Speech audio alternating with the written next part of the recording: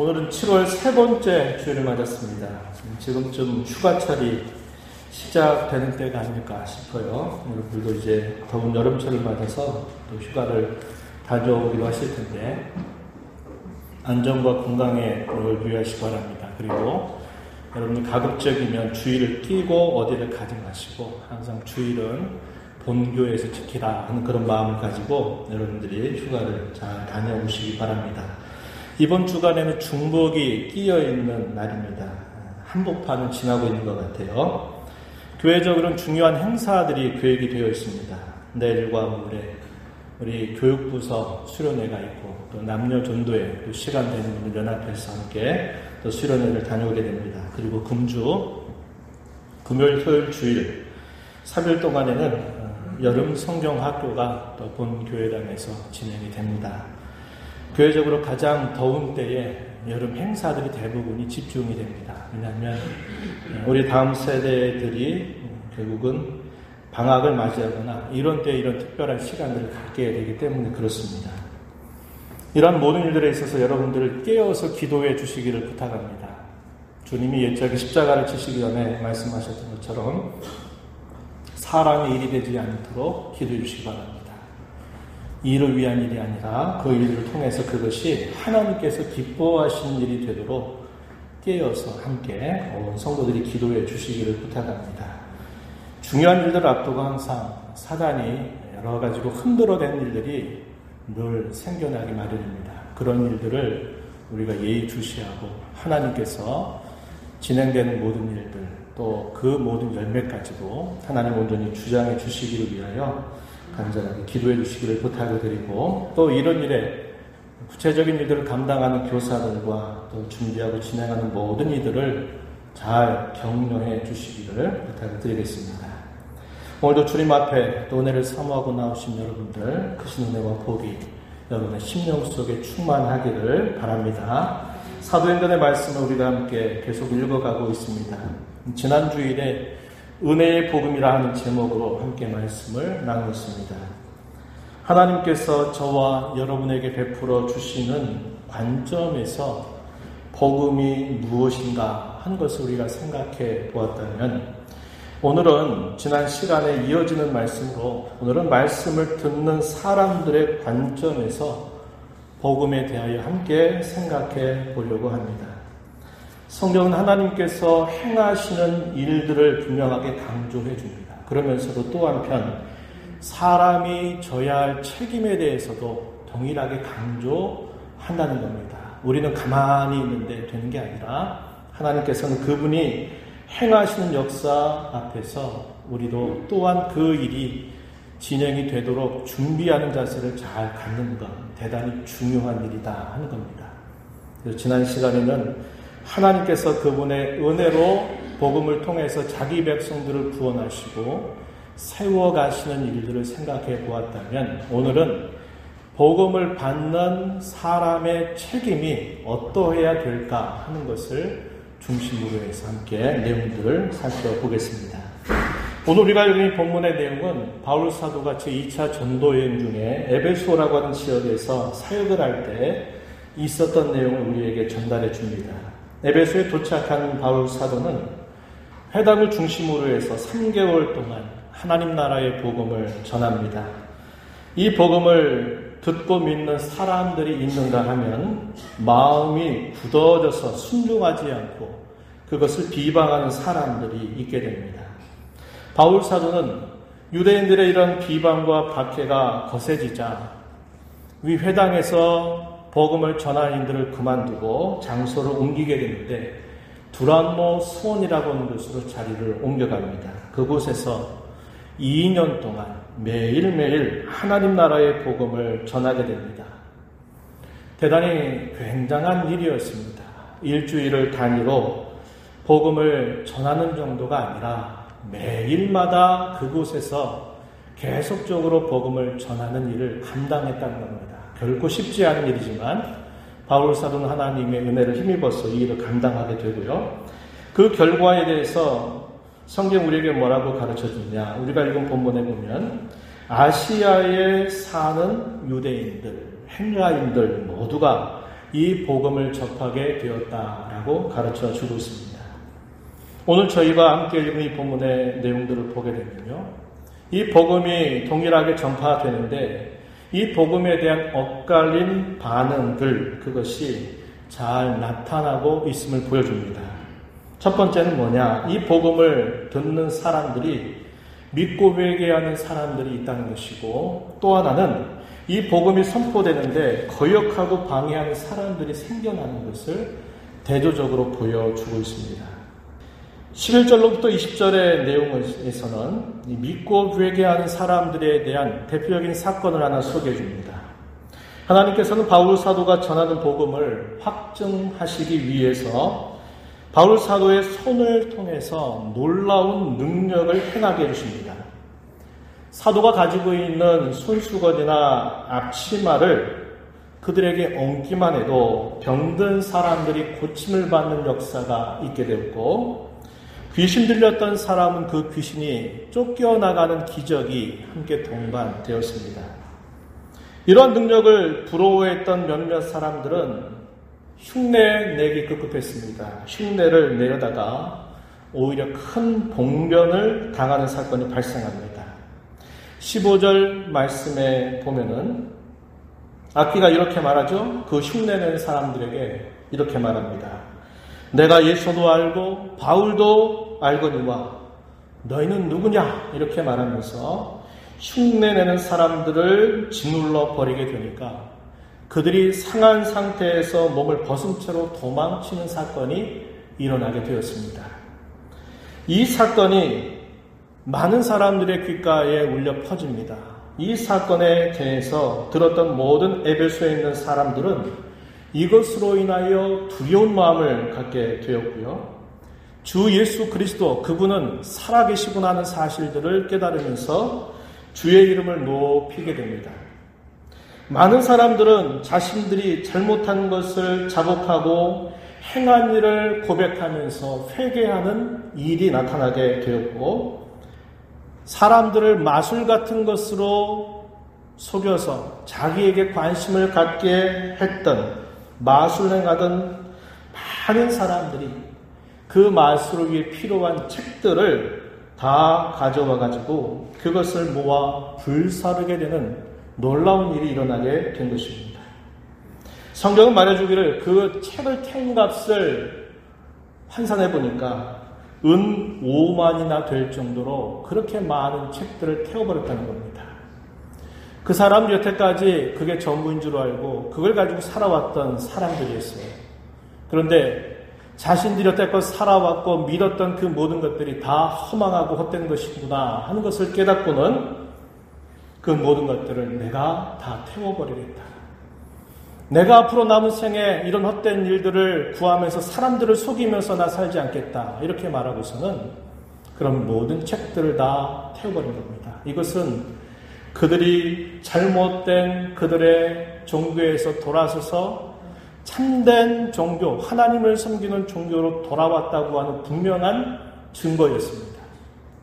이러한 일이 일어나게 된 것입니다. 이 사건이 보여주는 것은 무엇이냐?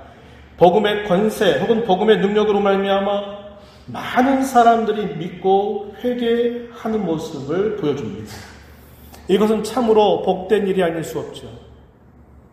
이건 참으로 귀하고 복된 일인 것입니다. 반면에 또 하나의 사건이 발생하는데요.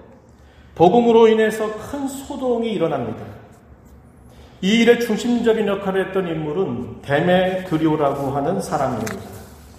이 사람은 은으로 자신들이 섬겼던 아데미 여신의 신상을 만들어가지고 그걸 팔아서 잘 먹고 잘 살던 사람이었습니다.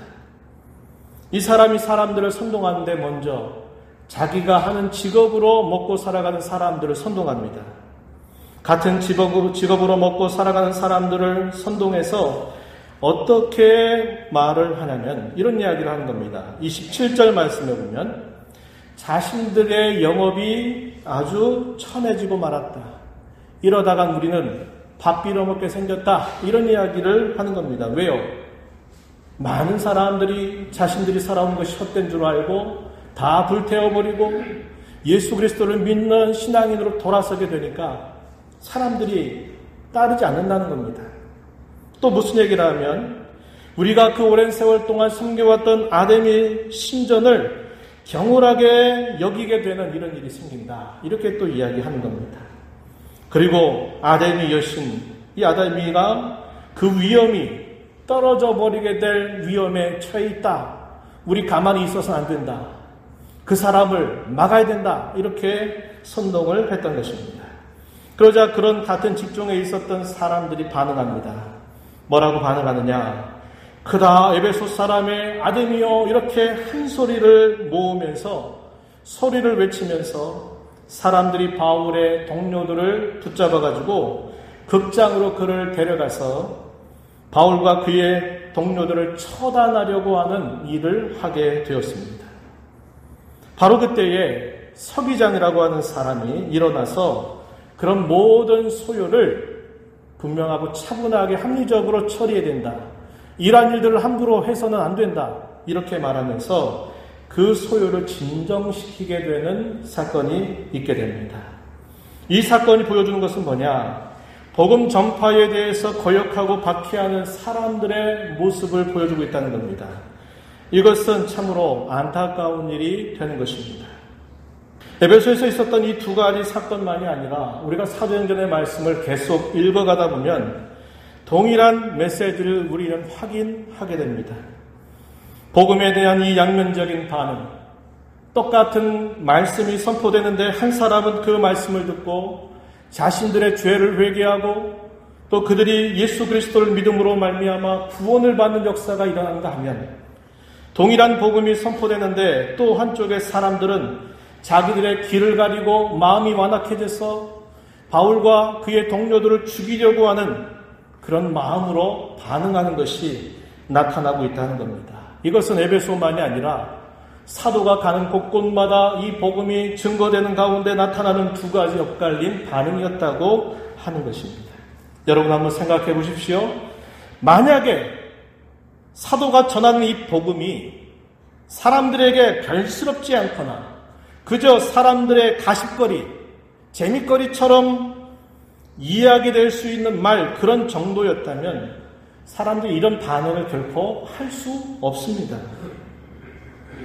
왜 사람들이 이런 엇갈린 반응, 한 사람에게는 구원의 은혜가 임하고 한 사람에게는 심판이 정죄되는 이러한 일들이 벌어집니까? 이것은 복음이 단순하게 사람의 가십거리가 되거나 사람들이 그저 듣고 즐길 수 있는 말이 아니라 이 복음은 능력을 가지고 있다는 겁니다.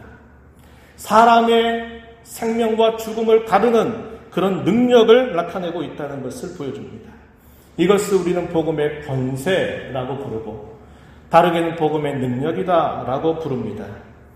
어떤 사람들에게는 믿고 회개함으로써 영생을 가지게 하지만 또 어떤 사람들에게는 완악하게 거역하고 방해함으로써 정죄를 받고 마침내 영원한 형벌을 받게 하는 것입니다. 여기서 저와 여러분이 한 가지 꼭 기억해야 할 것은 이 복음은 사람들이 아무리 방해하고 아무리 그것을 거절하고 아무리 박해한다 하더라도 복음은 결코 방해나 반대나 박해에 의해서 손상되는 적이 한 번도 없다고 하는 사실입니다. 도리어 이 복음을 완악하게 대하는 사람만이 그 복음에 의해서 손상될 뿐이고 파멸될 뿐이고 죽게 될 뿐이라는 것을 우리는 기억해야 한다는 겁니다. 그만큼 복음은 강력하고 복음은 절대적인 능력을 가지고 있다고 하는 것입니다. 복음의 양면적인 모습은 하나님께서 행하신 일입니다. 그래서 우리가 지난 주간 나누었던 제목, 은혜의 복음이라고 하는 말씀을 나눴습니다. 똑같은 박해자였던 사울에게, 똑같은 박해자였던 헤롯에게 한 사람에게는 그것이 그의 생명을 살리는 일이 되고 한 사람에게는 결국 처참한 죽음으로 닿게 했다는 겁니다. 하나님의 은혜가 그 사울을 변화시켜서 교회의 가장 변호자요 교회의 선포자가 되게 하셨다고 하는 겁니다. 그러나 이것은 하나님이 행하신 일이면서도 동시에 한편으로는 사람 편에서의 책임이 따른다는 것을 우리는 반드시 기억해야 합니다. 복음의 권세는 오늘 저와 여러분에게도 계속되고 있습니다. 말씀이 우리에게 거치는 것이 되지 않고 은혜가 되게 하려면 우리가 어떻게 해야 할까요? 우리 안팎에 수많은 방해물들이 있다는 것을 우리는 먼저 생각할 수 있습니다. 오늘 우리의 시대가 갖고 있는 이 시대를 이끌어가는 주도적인 정신, 가치, 그리고 우리의 주위에 있는 수많은 거짓된 신들, 또 우리가 살아가면서 겪는 여러 가지 삶의 어려움과 공고한 많은 문제들, 이런 것들이 우리 바깥에 있는 많은 요인들이 된다는 겁니다. 그것 때문에 복음을 우리가 잘 듣지 못하게 된다는 거죠. 그러나 그뿐만이 아니라 우리 안에 수많은 방해와 거침돌들이 우리 마음 속에 자리 잡고 있다는 것을 우리는 주목해야 합니다. 사실상 외부적인 수많은 요인보다도 더 큰 문제는 우리 안에 있는 문제들이라는 것을 우리는 직시해야 합니다. 이것은 참으로 만성적인 질병과 비슷합니다. 우리가 오늘날 이 땅에서 살다 보면 하루아침에 암이 발병되거나 하루아침에 어떤 병이 발병되는 일은 없어요. 식습관이라든지 또 자기의 몸을 관리하는 일들에 있어서 부족하다든지 이런저런 수많은 요인들에 의해서 우리의 몸은 조금씩 그 병에 걸려가고 있는 겁니다. 그래서 어느 순간 되면 그것이 이제 드러나는 거예요. 그래서 판정을 받는 것이죠. 이런 병들이 하루아침에 갑자기 생겨나지 않는다는 겁니다. 이건 만성적으로 이루어지는 질병이에요. 그래서 이런 문제를 우리가 처리하는 것이 간단하게 되지 않는다는 것을 우리는 너무나 잘 알고 있는 것입니다. 우리 안에 수많은 방해물들이 가득하기 때문에 하나님의 말씀, 그의 복음이 선포되는 가운데 그 말씀이 우리 안에 이것이 은혜의 그런 귀한 수단으로 사용되지 못하게 되는 데에는 수많은 방해물들이 우리 마음속에 자리 잡고 있다는 거예요. 그런데 이러한 방해물들이 하루아침에 갑자기 생겨나는 게 아니라는 겁니다.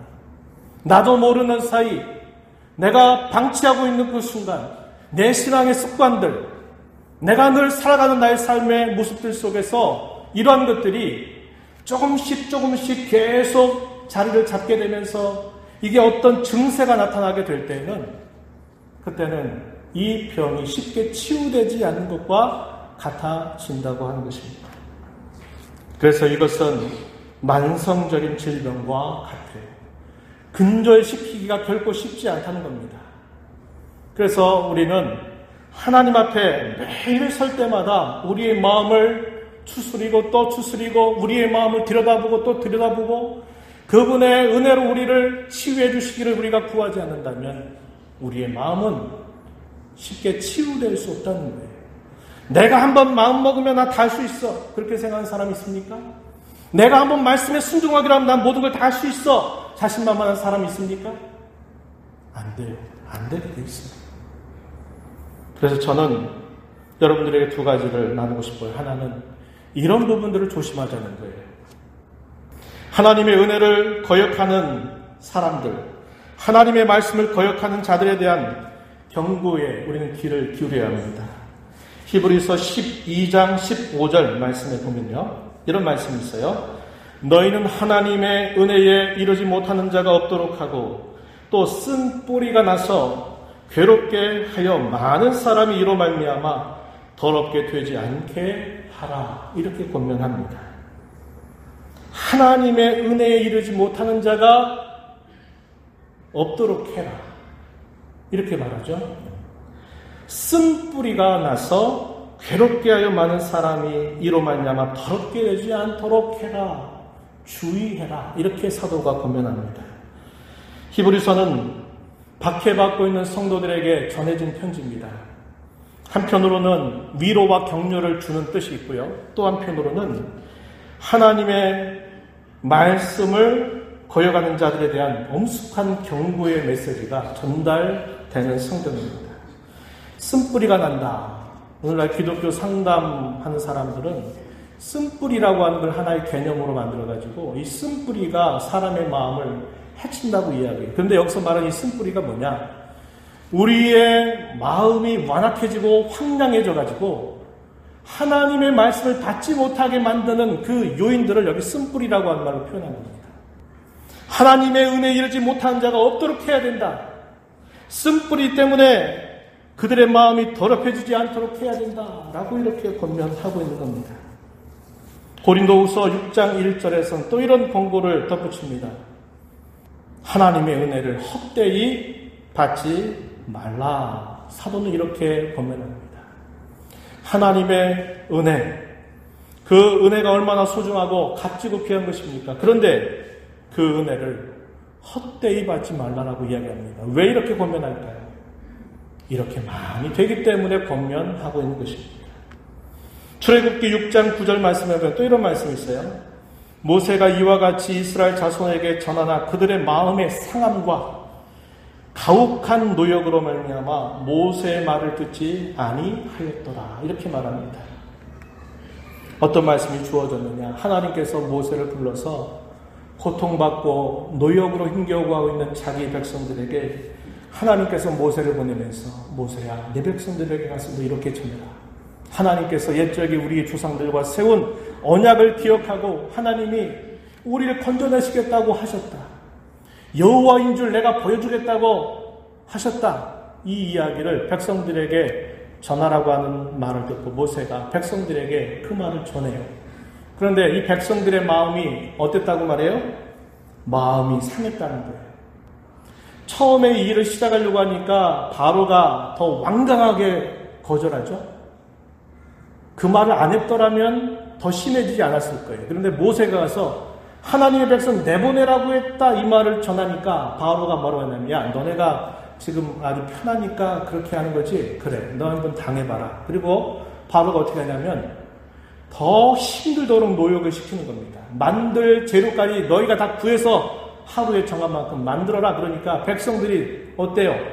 더 상황이 힘들어져 버린 거예요. 모세는 와서 우리를 건져준다고 하더니 그 사람 다녀간 다음에 나아진 게 뭐냐? 그 사람 다녀간 다음에 우리가 더 이거 너무 힘들지 않냐? 마음이 깊이 상한 거예요.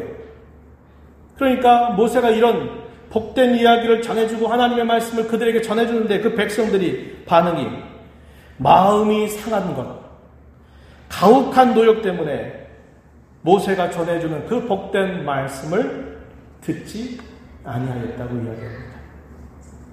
우리의 마음이 상하면요, 우리의 상황이 어려워지면 하나님 말씀을 듣는 게 어려워진다는 것을 우리에게 잘 가르쳐줘요. 그래서 우리가 이런 부분들을 주의해야 된다는 겁니다. 두 번째, 반대로 힘써야 할 것이 있다는 겁니다. 사도행전은 우리에게 데살로니가 교회와 베레아 교회의 물품을 잘 보여줍니다. 한번 되새겨 보시죠. 사도행전 17장 11절 12절 말씀 이렇게 말합니다. 베레아에 있는 사람들은 데살로니가에 있는 사람들보다 더 너그러워서 간절한 마음으로 말씀을 받고 이것이 그러한가 하며 날마다 성경을 상고하므로 그 중에 믿는 사람이 많고 또 헬라의 귀부인과 남자가 적지 아니하나 이렇게 표현했어요. 데살로니가 교회는 우리가 잘 알죠? 어떤 걸 잘 합니까? 데살로니가 교회의 모범을 잘 기억합니다. 그 내용이 믿음의 역사가 있다. 사랑의 수고가 있다. 소망의 인내가 있다. 그러한 교회였다.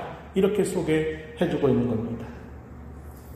그렇게 된 이유가 무엇인가를 가르쳐 주기를 데살로니가전서 1장 5절 6절 말씀에 보면 이렇게 말합니다. 한번 들어보세요. 그 이유는 그들이 믿음의 행위가 있고 사랑의 수고가 있고 소망의 인내가 있어서 모든 교회의 모범적인 교회로 된 그 이유는 이렇게 말합니다. 다시 갑니다.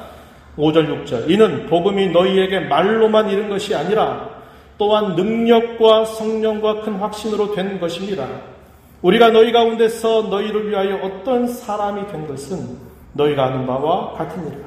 6절 또 너희는 많은 환난 가운데서 성령의 기쁨으로 말씀을 받아 우리와 주를 본받는 자가 되었다.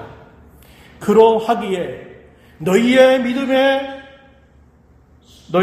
행위, 믿음의 역사, 사랑의 수고, 소망의 인내가 넘치게 된 것으로 모든 교회의 모범이 되고 있는 것이다. 이렇게 말했습니다.